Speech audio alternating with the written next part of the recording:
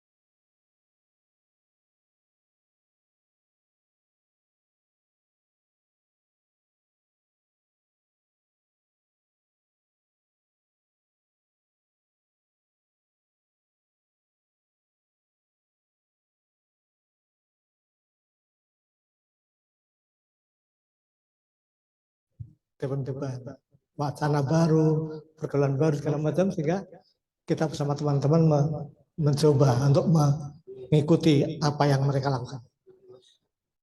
Intinya Bu sekalian, WSCS bukan hanya sekedar forum, tapi sebuah metode pengelolaan negara wilayah yang melampaui negara. Dalam arti kalau negara itu sifatnya terpusat, kedaulatannya terbatas, ada teritorinya. Ini kalau elektronik semuanya itu udah Pak Mejal cerita tadi bagaimana dengan kasus Bu Prita yang guru SD. Nah, itu ternyata terjadi juga pada Pak Mejal. Itu karena pemahaman kita yang tidak utuh sehingga dilihat dengan kacamata lama. Itu tantangan terberat kita teman-teman, bahwa dunia cyber itu totally baru, cara pandang kita, cara kerja kita, yang kalau kita cari referensi ke lama nggak akan ketemu, nggak ada. Karena ini justru kita yang harus melahirkan konsep-konsep seperti itu. Nah, next. Belum. Di sini apa tuh? Oh. Oh gitu. Nah ini jadi tahap kedua kita menggali gagasan, tapi juga ke lapangan. 2003 kita pulang baru kerja terbatas, kita masih belum ketemu polanya. Datanglah bencana yang menimpa Aceh tsunami, sehingga teman-teman Mas Doni, Kang Ono, saya di lapangan malah ketemu sama yang Pak Jenal, yang dari itu. Inspirasi itu yang sana. Karena saat tsunami saya masih berada di Kepang, di Kupang, itu masih ada kegiatan dari Mas Bambang Tri ini yang sekarang ini di Aceh selama seminggu, tapi saya perpanjang sampai 10 hari. Pulang dari Aceh, kita mulai intensif, coba diskusi teman-teman. Baru dengar Bapak, awalnya Mas Doni yang dari Jogja, almarhum kemarin sudah katanya zamannya COVID, ya kita ikut merasa kehilangan mitra dialog dari itu. Nah, ini kemudian dengan cara kita mencari pola sambung rasa ke sambang jalan. Jadi hakikatnya begini, kita belajar dari pengalaman sejarah Depen, ada fungsi yang baru tingkat wacana tapi belum diimplementasi. Dialog itu tidak sampai kepada aspirasi yang diserap, sehingga komunikasi nggak nyambung. Maka dalam masa perubahan PIKN, LIN, dan sebagainya ini, kita banyak bekerja dengan pola-pola keberpihakan, kita membantu, kita mendekatkan, menjembatani antar kelompok masyarakat.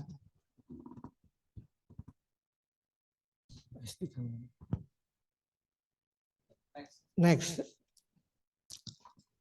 Di dalam, nah ini saya baru masuk ini ya. Ini tadi sudah saya bicarakan pengembangan program berbasis ICT untuk. Nah, ketika kelompok pencapir tidak ada, dulu itu kita banyak alternatif yang sempat digagas, sempat diimplementasikan, yaitu KIM, kelompok informasi masyarakat, dan konsep relawan ini yang akhirnya jadi konsep relawan. Ternyata dari fenomena tsunami sampai kepada lahirnya ini memerlukan waktu 8 tahun. Jadi kalau bayi 8 bulan, prematurnya 9 bulan, 8 bulan prematur, ini TIK 8 tahun. Itu melibatkan dari mitra-mitra. Saya tahu apa itu komputer itu ya, Pak Michael yang sering kadang-kadang ngobrol kita. Lahirnya aja lah. Nah, jadi kalau tadi Pak Mas Eri cerita kita sudah 12 tahun jalan, bagi sebuah organisasi yang diharapkan menjadi satu komponen pembangunan bangsa, itu baru satu tahap awal. Tahap awal. Karena yang berat adalah tantangan di depan kita. Bagaimana kita mengantisipasi fenomena di masyarakat, perubahan dunia dan sebagainya, agar kalau pakai bahasa menurut saya nanti adalah di masa lalu itu tafsiran apa yang kita kehendaki dengan teman-teman dari pengurus pusat untuk dialog itu beda. Jadi rujukannya jangan ke saya, jangan ke generasi kita, tapi kembali kepada forum yang internasional, WSIS itu. Mas Said baru cerita, dia ikut yang kemarin 2019 yang Madrid. Saya ingat waktu itu kasus Tunisia, Mas. Saya berangkat yang ikut Geneva, itu pun saya tidak di forum diskusinya, tapi saya di working group, dampingi burung melintang segala macam. Jadi saya lebih lama tinggal untuk belajar daripada ikut menteri hanya seremoni itu. Nah, pembelajaran dari Aceh tsunami itu adalah bagaimana teman-teman punya rasa kepedulian untuk mengatasi masalah yang timbul yang tidak terduga. Itu konsep-konsep awalnya adalah gitu. Sementara kebutuhan ke depan, waktu itu kenapa kita warnet-wartel, karena itulah the only, satu-satunya itu. Saya ingin bantu dialog itu dengan Mas Awari, Mas Yamin yang masih setia ngikuti kita, Mas Yamin. Mas Yamin ke menjembatani. Jadi kadang-kadang kita masih gagap dalam konsepnya, teman-teman mitra itu yang membantu.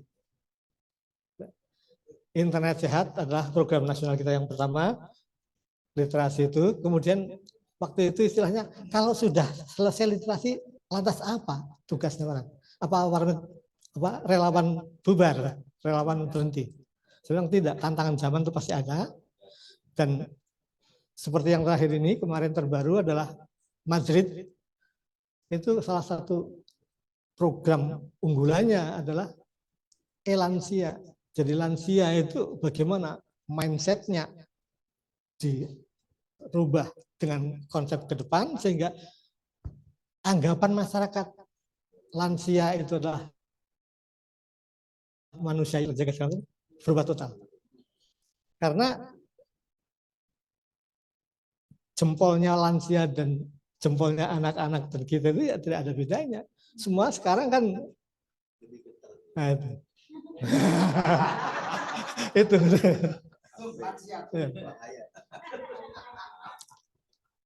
Bagaimana kita, karena dari sisi ini kependudukan, kita itu dihadapkan pada tantangan bonus kependudukan. Tetapi kalau kita salah mengelola, itu akan menjadi beban produksi, sehingga bagaimana teman-teman di relawan TK, ya, 60% dari penduduk Indonesia dan 51% dari itu adalah kaum perempuan yang dituntut untuk tetap mendampingi anak cucunya, itu punya orientasi ke depan. Jangan menjadikan anak-anak itu korban hoak, tata caranya kita mengasuh anak. Karena justru generasi saya adalah generasi pos perang, baby boom, yang mewarisi kadang ketika mendidik dengan pola-pola kerja yang lama. Sementara tantangan yang ke depan harus berubah total. Jadi bagaimana ke depan, kalau sekarang ini apapun yang sudah kita lakukan, sudah berjalan saling berpacu, bukan bersaing dalam arti yang kompetitif itu, tapi mewujudkan suatu sinergi, satu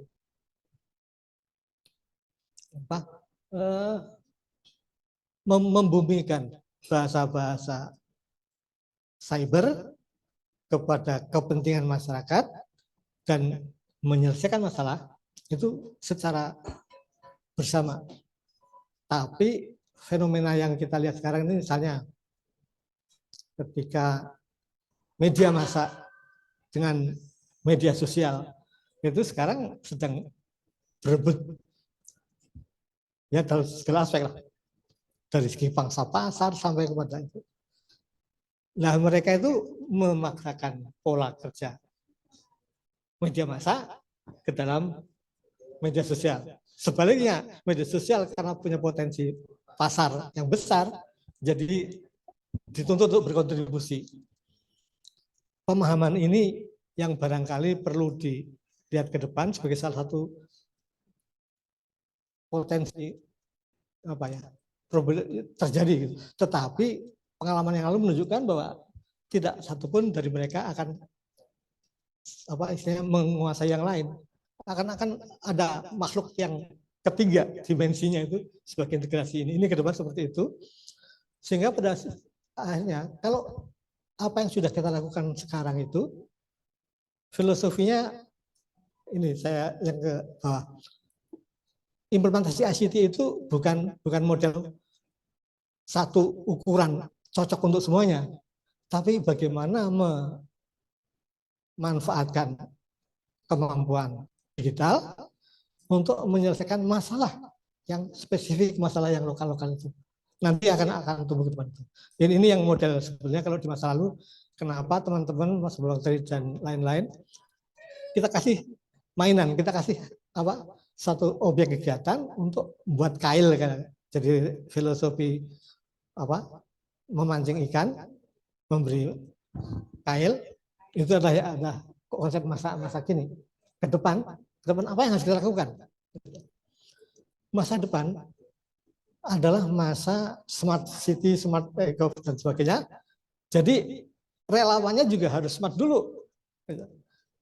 Pola berpikirnya harus mengikuti mereka. Jangan kita dengan paradigma yang lalu, mindset yang lalu. Itu intinya itu. Kemudian ke depan, apa yang kita lakukan selama ini, kalau boleh kita evaluasi, itu bukan persoalan salah atau benar, tapi masalahnya adalah sudut pandang yang barangkali tidak bisa 100% diintegrasikan di satu bahasakan. Ada bahasa-bahasa yang beda penafsirannya, sehingga kita harus bisa memaklumi, bisa memahami dan bisa mencarikan solusi bersama. Bukan atas kemauan kita, tapi adalah penafsiran bersama dari masyarakat. Itu yang lalu. Jadi contohnya program nasional tadi, kalau yang sudah ada mungkin kebutuhan lokal, tapi pola operasionalnya rujukan kita, kiblatnya adalah tetap di WSIS-nya. Jadi apa yang kita lakukan ke depan? Bagaimana menyiapkan program untuk mendukung program nasional, dan harapan kita adalah kalau boleh merujuk berkiblat Pak Jonathan Parapak, bagaimana beliau bisa membawa kemampuan kita diplomasi, negosiasi, presentasi pada forum-forum seperti itu. Saya berharap pada Pak Jonathan Parapak berikutnya, Mas Eri dan sebagainya, Pak Bang. Oh Pak, digital itu dari apa? Hawking, History of Time. Dia dari kursi roda bisa mengendalikan dunia, dia dari kursi roda bisa setengah hidup setengah mati. Tapi perjuangannya itu yang harus kita jadikan runutan. Itu barangkali next ya. Jadi untuk melihat, mengevaluasi apa yang dilakukan, yang sudah dikerjakan, itu bukan kompetensi kita individu, tapi Anda sendiri, mari kita merenung, melihat ke dalam, introspeksi, mengukur apa yang kita kreasikan, apa yang kita ciptakan, mencari garis lurusnya ke hasil-hasil WES, kemudian nanti kita bisa menunjukkan kepada dunia bahwa ini loh yang kita sudah lakukan, ini loh yang kita akan kendaki sampai. Bagaimana teman-teman melihat, bagaimana kita saling membantu. Karena tidak ada pemenang tunggal. Ini saya punya, ini semuanya. Tidak. Negara pun tidak akan bisa begitu lagi. Karena apa? Karena fenomena yang terjadi adalah tidak seluruh masyarakat sepenuhnya bisa berjalan seirama serentak. Teorinya diffusi inovasi, ada inovator yang biasanya inilah dalam asumsi saya dulu, teman-teman relawan inilah yang dalam kategori inovator atau early adopter. Dia orang-orang awal yang mengadopsi teknologi. Pada kesempatan pertama, dia orang-orang awal yang ingin membantu, punya kesempatan, punya kemampuan, sehingga ibaratnya gelombang, iramanya menjadi makin cepat. Bagaimana kita mewujudkan itu semua? Tolok ukurnya, tadi Mas Heru sudah bicara semuanya sebenarnya. Ada 3 level, pada level individu, yaitu bagaimana seorang dari calon anggota relawan telematika memperoleh tambahan pengetahuan, memperoleh kemampuan pembelajaran, sampai kepada nanti tingkatnya ya minimal kalau di fungsional itu ahli madya atau apa gitu. Ada sertifikasinya sehingga secara formal ini bisa melipat gandakan. Jadi ke depan evaluasi itu dilakukan juga pada tingkat organisasi dan pada tingkat nasional. Nah, tingkat nasional itu barangkali lembaga-lembaga yang resmi itu yang punya kompetensi menunjuk lembaga pengakreditasi lah, kerelawanan dan sebagainya, itu barangkali yang perlu dilakukan. Kemudian pada tingkat organisasi ini jadi kemandirian, itulah kata kuncinya. Kemudian keberlangsungan, sustainabilitas, dan pada akhirnya pertanyaan ini terpulang kepada kita semua. Relawan itu kedepannya mau apa, mau ngapain, dan bagaimana caranya. Itu tergantung pada target, sasaran yang Anda ingin. Kembali lagi kalau rujukannya ke WSIS, berarti kita harus bukan hanya sekedar pengekor, tapi kita harus menjadi pelopor. Nah, bedanya apa? Kalau pelopor di dunia nyata bisa kelihatan setiap saat, tapi pelopor di dunia cyber itu bisa 1000 wajah. Yang penting adalah bagaimana dari niat kita kepada tujuan pengabdian kita. Kalau kita sekedar menjadikan, tadi kalau istilah Mas Eri, enggak kita mencari uang, tapi uang yang mencari kita. Itu rezeki itu enggak akan bakal berpindah tempat kok, gitu aja ceritanya. Jadi teman-teman sekalian, kegundahan di dalam barangkali bisa kita transformasikan menjadi sebuah kepedulian untuk ya apa ya, menjadikan kita bagian daripada penghela, bagian pelopor pembangunan bangsa. Tantangan yang lebih konkret lagi adalah teman-teman relawan telematika bagaimana menyiapkan infrastruktur elektroniknya untuk kerelawanan. Jadi ada e-gov, ada e-bis, ada ini, relawan kan belum. Bagaimana kita menjadikan diri kita atau di bawah naungan siapa hub dari semua relawan. Jadi nanti ada dari kalau kita bicara relawan, pelopor kan palang merah. Itu yang pertama. Di tempat kita sekarang ini mungkin di ASEAN juga belum ada sih festival nasional yang melibatkan semuanya, tapi pengamatan kita, yang dikompetisikan kita, yang dipertandingkan adalah aplikasi elektronik. Jadi bagaimana konsepnya Mas Heri, festival TIK-nya itu bukan semata-mata cuma di satu bidang kegiatan IT, tetapi adalah di luar IT yang memanfaatkan IT untuk mendorong, untuk menggunakan. Karena terus terang aja, mungkin mereka lebih canggih dari kita, karena dia sepenuhnya dibantu pemerintah. Kayak yang damkar, yang pemadam kebakaran segala macam itu kan sepenuhnya. Mereka punya relawan juga itu, tapi mereka sepenuhnya didukung. Lah, yang terjadi di TRT kan Anda adalah non-government organization, tapi Anda waktu lahir adalah diinisiasi, dibidani oleh birokrat. Itu kritik Kang Ono sama saya waktu itu terakhir kali. Bang, apa kamu nggak bosan jadi birokrat? Sedang Kang, perubahan itu tidak hanya unsurnya dari luar. Dari dalam pun bisa dijadikan. Dan saya selalu bilang, saya itu sebetulnya ya birokrat, tetapi otak saya adalah otak NGO itu. Itu. Ini saya buka sekarang kuncinya. Dan RTK itu bukan satu-satunya guliran kegiatan dari ide gagasan menjadi sebuah kenyataan. Sebelum pemilu yang terakhir, zaman Soeharto, itu ada komunitas film Kende Club di Lampung. Saya waktu sudah itu. Saya pulang dari Manila, rencana di bawahnya Pak Idrus waktu itu HIV/AIDS. Manila itu narkoba, Australia itu HIV/AIDS. Itu dulu saya konsepnya sudah kita racik gitu, bubar depannya mentah.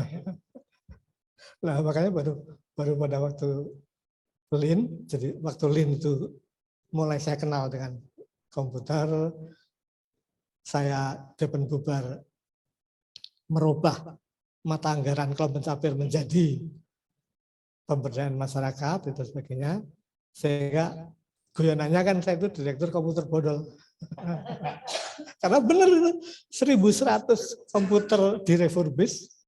Saya temannya masih itu Pak Fadil ya. Mas Fadil dari Amerika itu yang bantu saya segala macam. Nah, terakhir adalah konsep mobil plik. Mobil plik itu saya belajarnya ke Jogja, ke Jaringan Merapi. Ketika Mplik menjadi sebuah program nasional, itu saya tadi berkeinginan itu jatuhnya ke relawan telematika itu pengelolaannya. Karena kita waktu itu punya model yang kerjasamanya dengan pemerintah daerah. Nah, kekeliruan administrasi waktu itu adalah pada mereka diserahkan pada operator sehingga dijadikan alat untuk mencari uang. Ditolak oleh pemerintah daerah. Makanya ke depan teman-teman sekalian jangan sampai Anda terjerumus 2 kali. Tolong, walaupun Anda dilahirkan dari lembaga pemerintah, tapi sebagai non-government, belajar banyak dari Mas Doni. Kita menjadi watching. Jadi kita bukan sekedar mengeksekusi, tapi kita juga memberikan harapan kita bagaimana RTK bukan benderanya hanya berkibar di dalam negeri, tapi follow the leader. dari USS, dan saya berharap generasi teman-teman sekalian ada muncul Pak Jonathan baru yang bisa punya suara, diakui dan dihargai oleh masyarakat. Itu saya kira. Terima kasih. Assalamualaikum warahmatullahi wabarakatuh.